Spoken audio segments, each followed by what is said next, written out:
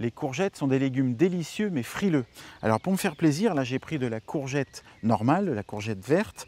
On la sème en avril-mai et on peut les récolter dès le mois de juillet jusqu'au mois de septembre. La grande courgette classique, longue que vous connaissez.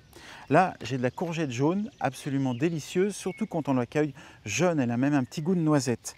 Celle-ci va se semer pareil de mars à mai et on peut la récolter de juillet à octobre. Et puis pour terminer, je vais prendre de la courgette ronde que j'adore aussi. Ça c'est la ronde de Nice. On peut la cultiver d'avril à juin et on les récolte de juillet à octobre. C'est simple, hein, tout est marqué sur les sachets, pas possible de se tromper. Et puis vous voyez, les courgettes font de magnifiques fleurs jaunes, orangées, et ces fleurs sont comestibles. On peut les manger en beignets, on peut même les farcir. Pour semer des courgettes en pleine terre, il faut attendre le mois d'avril si le climat de votre région le permet, ou alors le mois de mai. Mais rien ne vous empêche de prendre un peu d'avance pour installer des beaux plants bien forts et qui ont bien poussé au jardin en les semant à l'intérieur de la maison, au chaud, dans des barquettes comme ceci ou dans des petits pots. Parce que les courgettes sont des légumes assez vigoureux qui poussent vite, donc je vais avoir besoin d'un peu de place. Ici, ce sont des petits godets de tourbe. Je vais simplement les remplir d'un terreau spécial semis que j'ai mélangé avec de la vermiculite. Ça va permettre d'alléger le sol et de permettre aux petites racines de bien se développer. Et je n'aurai plus qu'à replanter en place, en terre, ces godets directement dans le sol, puisque cette tourbe va se décomposer dans la terre. On va attaquer le semis.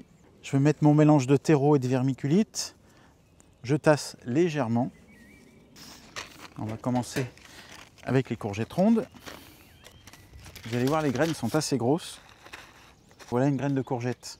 Et très vite, bien au chaud dans la maison, avec une bonne humidité, vous allez avoir des plants magnifiques comme ça, qui sont prêts à être plantés au jardin.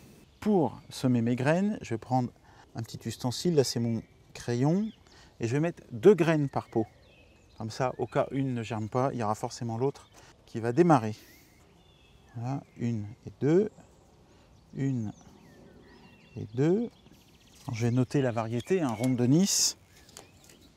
On peut bien sûr aussi utiliser des pots plus grands, avec un petit feutre toujours pour retenir le terreau, pour pas qu'il sorte par les trous quand on arrose.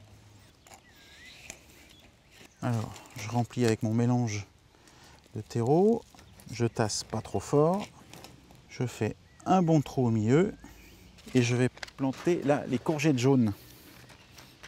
Bon, et maintenant, j'ai planté les courgettes vertes normales classiques. Alors vous avez vu, les graines de courgettes sont des grosses graines. On les enterre un peu plus profond que les autres, c'est-à-dire de 2 à 3 cm. On peut mettre jusqu'à 3 graines par poquet.